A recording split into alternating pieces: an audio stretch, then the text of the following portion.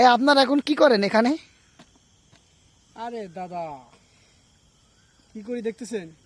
না মরিচ গাছ রোপণ করি। ও, রাত্রে বেলায় মরিচ গাছ রোপণ করেন? হ্যাঁ রোপণ করি, কারণ কি জানেন, চাকরি করলে করব সরকারি, নইলে করব তরকারি।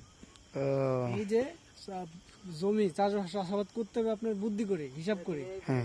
কখন কখন কোনটা চাষ করলে পরে আপনি লাভবান হবেন সেই চিন্তা করতে হবে। আমি স্টুডেন্ট মানুষ তো, হুম, এখন সময় পাই নেই, কলেজ করছি, এখন এই যে আসছি। মানে পড়াশোনার ফাঁকে ফাঁকে আপনি ক্ষেতগুলা করেন? হ্যাঁ চাষাবাদ করি। চাষাবাদ করেন, মানে শাকসবজির ক্ষেত করেন? হ্যাঁ যাক, ভালো, আপনার ভালো এই যে একটা উদ্যোগ। আপনার হচ্ছে যে সামনে আষাঢ় মাসে মনে করেন যে আপনার মরিচের দাম 300 টাকা হয়ে যায় কেজি, হয় না? হ্যাঁ হ্যাঁ। 100 টাকাও কিনে খাই।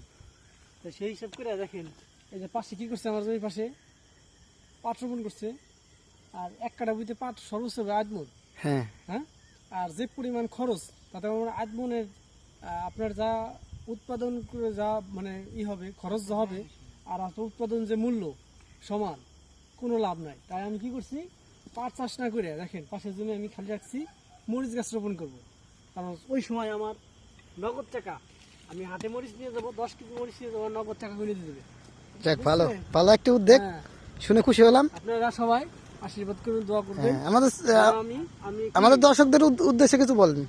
দর্শক বিন্দু, আপনারা সবাই দোয়া করে আশীর্বাদ করবেন, আমি যে উদ্যোগটা দিয়েছি যেন সফল হতে পারে। এবং আমাদের সফল চ্যানেল, হলে আপনাদেরকে অবশ্যই আমাদের চ্যানেলের বিষয়, জানানো হবে। আমাদের চ্যানেলের বিষয়ে কিছু বলেন, সাবস্ক্রাইব, কমেন্ট এবং শেয়ার করতে।